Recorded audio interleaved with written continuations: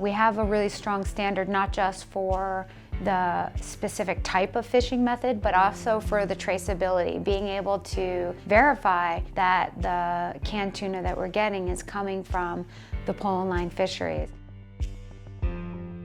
One of the things that's overlooked by many scientists is the important role of small-scale fisheries around the world, and they produce half the fish for human consumption. So the challenge is coming up with protein to meet the needs of an increasing human population in a sustainable way, but at a reasonable cost.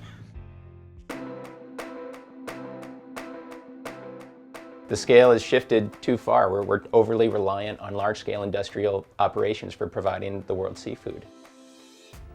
The first thing people tend to look at about whether a fishery is sustainable is how does the fishery interact with the target species they're trying to catch?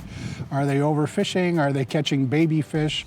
If you're deploying a purse seine for tunas, you just take this big fence of net and go around the school of fish. You just purse that up, so eventually they're in a cone of netting.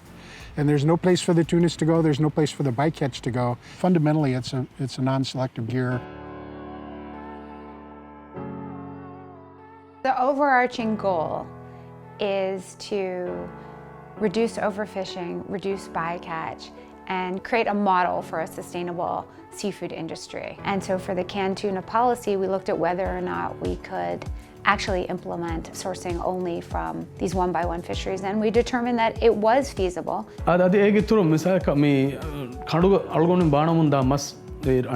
ඒ අල්ගොන්ගේ බානර බලංචේ ඒ රංගල ගොත්තක බේනේ එච්චෙත්ව නොනේ මිසලකන් ඒ මස්වරකන් කොරාර බල්ලව මිසයක මහෙබ් බාන නොනේ අල්ගොන් මෙන් එන්ද මාරු යා එකීග dolphin nen නොනේ මිසයක මන්ටන් නොනේ මීන් එච්චෙන් අරාතෝ ඒගේ.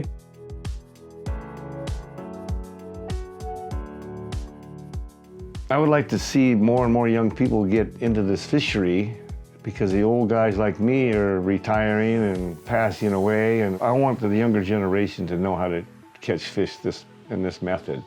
One at a time, pole and line, using live bait.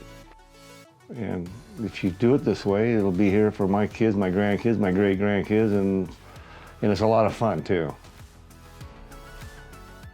When it comes to tuna fishing practices, there is value in returning to a simpler way of fishing and harvesting that shows more respect to the ocean and to the people who are part of those supply chains.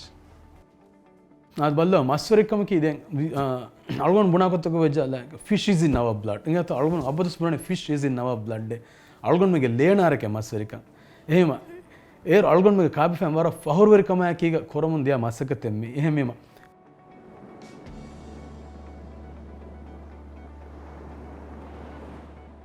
Whether it's the Maldives or Indonesia or the west coast of North America, you have family-owned operations that are employing local people that are keeping the economic benefits of the fisheries in those communities. There are passionate fishermen and companies out there that have the same mission as us. You know, they want to support communities, they want to support sustainable fisheries out there. And I think people really want to know when they buy seafood that they're buying high quality seafood. They want to know that it comes from a fishery or a farm that is producing responsibly. They don't want their seafood to be associated with illegal activity. They don't want mislabeled seafood. And so there's a tremendous opportunity to turn the lights on and open the curtains and show how this can be done right.